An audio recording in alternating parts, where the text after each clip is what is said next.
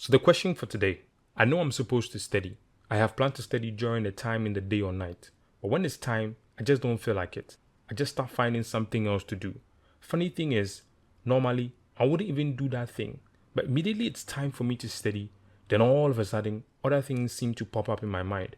Oh, there are dishes in the sink I need to wash. Or fold my clothes or something else which isn't sitting down to study.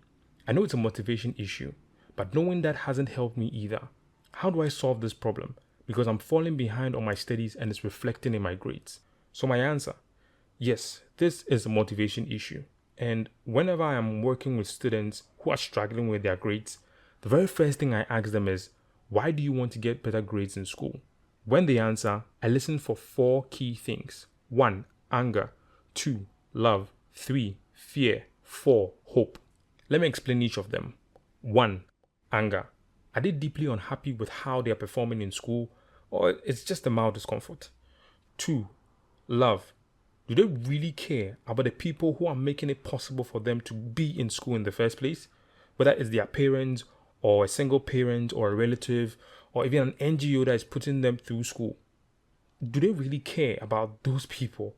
Or they don't really care. Number 3 is fear. Do they become very anxious about how their future would be if they keep failing and don't graduate with a strong GPA or cumulative average or a score? Does that mean that they won't get the job that they really need, the promotion with the pay raise that they really need? Do the consequences genuinely frighten them? Then number 4 is hope. Do they become very excited about the future if they do excel?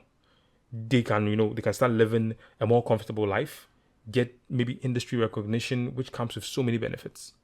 Now, why are these 4 emotions a big deal for me as a learning coach? Let me share a little bit of my story. I talk about it in more detail in my upcoming book. It's called Path to Better Grades. Learn faster, remember more of what you learn, and perform better in school and at work.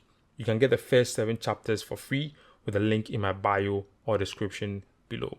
So yes, back to my story. Way back in junior high school, I struggled a lot with motivation too. I wouldn't study for the whole term.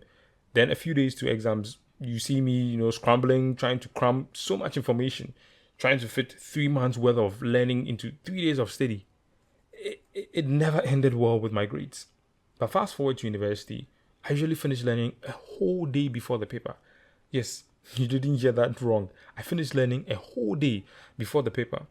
So the day before the paper, I was just like chill, doing revisions instead of panicking and doing late night studies. But the big question I'm sure you're wondering is, what changed? A lot of things. But one big thing was my why. WHY. The reason why I wanted to get better grades in school. That is it. You see, back when I wrote the entrance exams to get into senior high school, I performed poorly. So I had to stay home for an extended period of time, watch my mates go off to school and all that. It was a very difficult period for me, but it brought a lot of clarity to why I needed to sit up. Sit up not just in terms of school, but in life in general. You see, I saw my parents who I loved go from office to office, seeing if they could get someone to help me get into a school. It was tough. And I was very angry. I was very angry with myself because deep down, I knew I could have avoided all of this if I had simply pushed myself.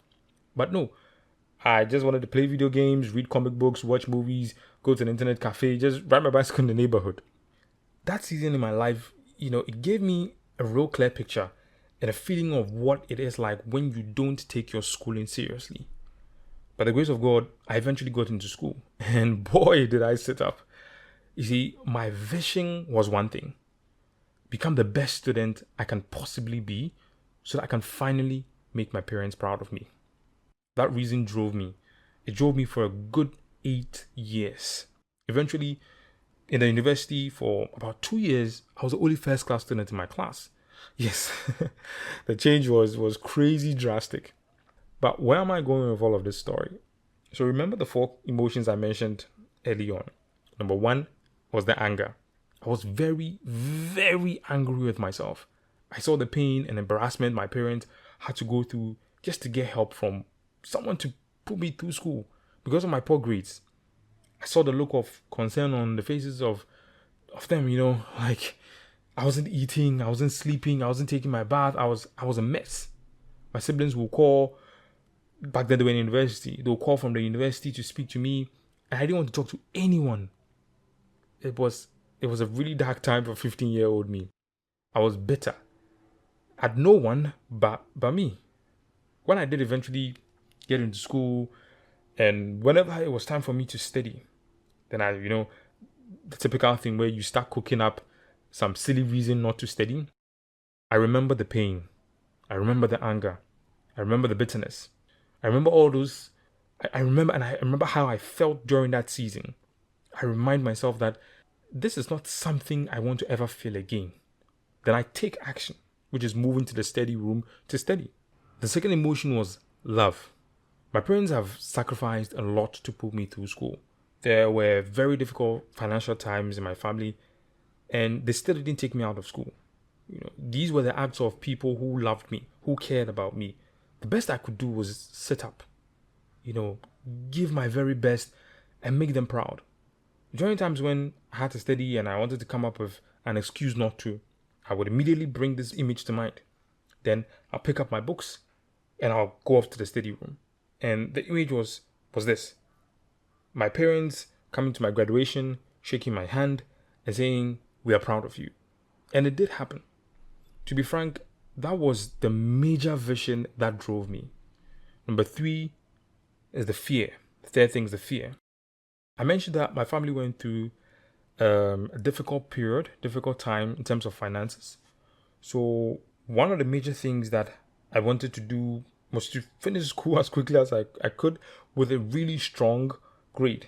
I believe that, this would help my chances of getting into some of the best paying companies around.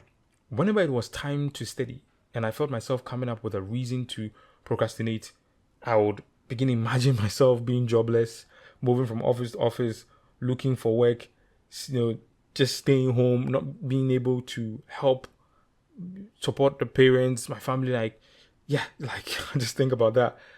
I had heard so many stories of that thing happening. So I knew it was real. Every week, you get at least one lecturer who will come and tell you how bad the job market is. Once I got that image firmly planted in my mind, recalling it and moving to study, it was almost automatic. Number 4 is hope. I wanted to live a very comfortable life, to take better care of my immediate family and the family I was going to start myself. I didn't want to see my parents struggling to pay bills. I wanted to help with most of the upkeep at home. And when I eventually left to settle down, I wanted to live really, really well, enjoy the finer things of life. So now to round up everything I've talked about, one of the major reasons students struggle to get and stay motivated is because they can't clearly, strongly, and consistently connect what they are doing in the present moment to a future outcome they deeply care about or are concerned about. If you listen to my story, you would notice a pattern. Number 1, I start feeling lazy or I want to come up with an excuse not to study. Number 2, I bring to mind an image. Either it's of anger, of love, of fear, or hope, or a combination of all of these 4 things. Then number 3, I take action immediately. That's the important part.